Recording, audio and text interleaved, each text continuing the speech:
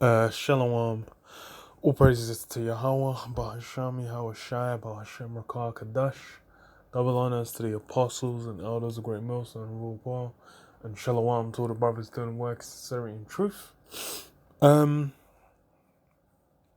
yeah, got this article on the Guardian. It's really just talking about what's it called? The comments that Bojo, Boris Johnson made today, which really lets you know how just what it's essentially the elites just letting you know. Look, this is how they've been looking at this circumstance, this situation, and this is where things are gonna head to, man. Because he's basic like what you've seen over the last few days in India. That's really kind of gonna be well. That's looks like what they're looking to achieve with this thing going around, where they'll kind of have that state of such crisis and such fear being pushed out there on the people that they'll run to and accept anything. Because that's like the whole situation with India. I've been watching. I was like, how is it all of a sudden? Well, I didn't even know what was going on in India before, but the situation obviously spiked or whatever, and it's meant to just be a madness. Like people are out there screaming in the streets, like, please, I just need oxygen, dropping dead in the streets. I don't know what's going on, but that's what's being pushed out there, and it's just creating the hysteria. Let me read this. Pressure mounts on Johnson over alleged "let the bodies pile high" remarks. uh, Says as Tory sources have lent weight to claim PM said he'd prefer thousands of deaths to another lockdown. This is what Boris Johnson faced mounting pressure on Monday night as Conservative insiders added weight to claims that the Prime Minister said he would rather see bodies pile up than order another lockdown. More likely than not, he did say it, but yeah. It says that faces the fury from relatives of the bereaved, Johnson and senior ministers emphatically denied. He said, "No more fucking lockdowns. Let the bodies pile high in their thousands," after reluctantly approving a second England-wide lockdown last year.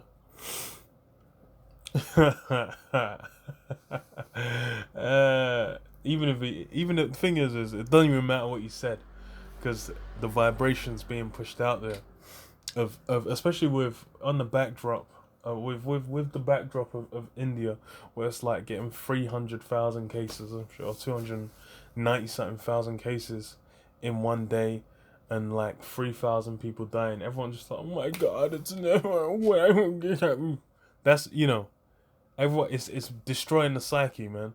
And especially because people in England just got that. They've been out to the pub for the last week. They've been down in the beers. They've been finally able to cut loose and have the time of their life. And now they're like, oh, not again. But this is the psychological warfare that's being warred on the minds of the people, man. Because even this being pushed out, it's just like, yo, because they're in the world, because they're invested in this place, they want this place to continue. They're thinking about this place continuing forever. They think there's some form of security, some form of long lasting eternity to this place. That's why it's like for them, any form of damage to the system or possibility that the continuation of things as they are isn't gonna happen. They're breaking down, man. They're struggling. Says the claim followed a briefing war at the weekend between Johnson and his former chief aide, Dominic Cummings, who resigned from Downing Street after what was believed to be a power struggle with the Prime Minister's fiancée, Carrie Sim. Wait, they didn't even get married yet? Mad thing. The government is also facing grand calls for a public inquiry into a pandemic that left the UK with one of the worst death tolls among major economies last year. First reported in the Daily Mail on Monday, Johnson's alleged comments were supposed to be made after he felt corralled into agreeing to a 4-week lockdown in November, months after it was recommended by sage scientists to curb soaring sea cases. He apparently warned he would never again back another national lockdown. ITV reported source claimed that the "Let the Bodies Fly Higher" comments were shouted from an office in Downing Street after a crunch meeting with ministers, rather than during the meeting.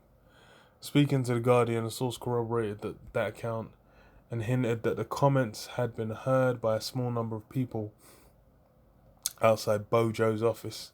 Second source, so let the bodies fly high. It's funny because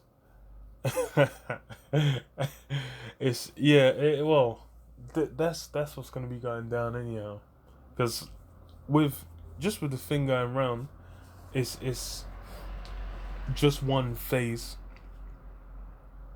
just one part of the Lord's judgment, which we're in the midst of.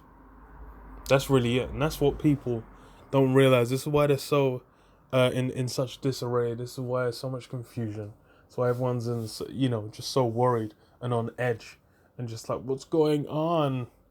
Because why? It's they don't know the prophecies. They're in the world. They don't realize this place is done. It's time's up. The hourglass is done, man. The last few grains of sand are falling through. No, wait, did you have a video?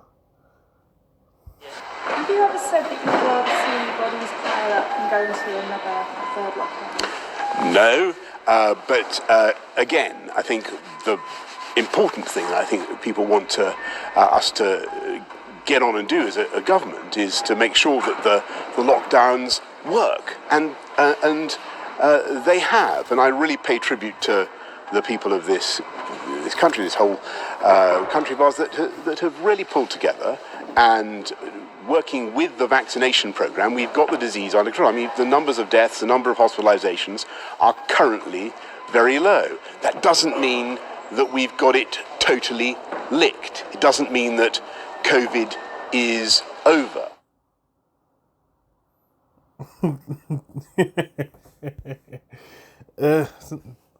Thingies are funny, man. Politicians are funny as hell. So yeah, it's obviously he's gonna say no. Regardless, anyway, it's a funny comment, and it pushes out a vibration, man. Let me read this. 2 Ezra 16, and let's start from 22. It says, "For many of them that dwell upon the earth shall perish of famine, and the other that escape the hunger shall the sword destroy, and the dead shall be cast out as dung, and there shall be no man to comfort them, for the earth shall be wasted, and the cities shall be cast down."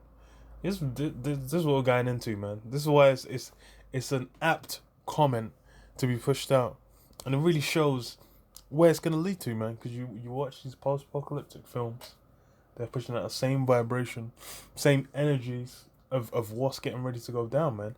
Having that overarching totalitarian state, having the people being put completely and totally put onto a on a low level, man, being completely crushed and oppressed by the society, and basically made into eternal slaves, those that survive, and a mass amount of them being completely taken out before then as well. And these are things that Esau's desirous to do.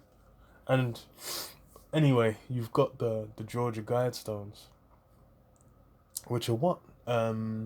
They say maintaining humanity under 500 millions. The bodies are gonna need to be piled higher to hit them numbers, man. So these are the things that the elites are looking to do, and it's even if whether he said it or not, them reporting on it, them talking about it, it just pushes a vibration out there of people's minds of like, oh, maybe we're gonna have as many deaths as that. And then, people are in terror. And then when that's the mark's there. The implantable chip that goes under your skin, it's out there as a solution for this thing going around. As such, that's it's in Esau's best interest to spike the terror around this thing, man. So it says what cities there shall be no verse 24, there shall be no man left to till the earth and to sow it. The tree shall give fruit, and who shall gather them? And that's what happened during the first lockdown, man. They're saying like the strawberries in the UK. I know they mentioned they're saying like, oh, there wasn't enough people to pick it off. And that linked up with Brexit as well, because of Brexit, a lot of the people that did it were like Eastern European. They were from Europe. A lot of them fucked off because they were just like, yo, this Brexit thing's a mess. Well, the country's done. Bare jobs gone.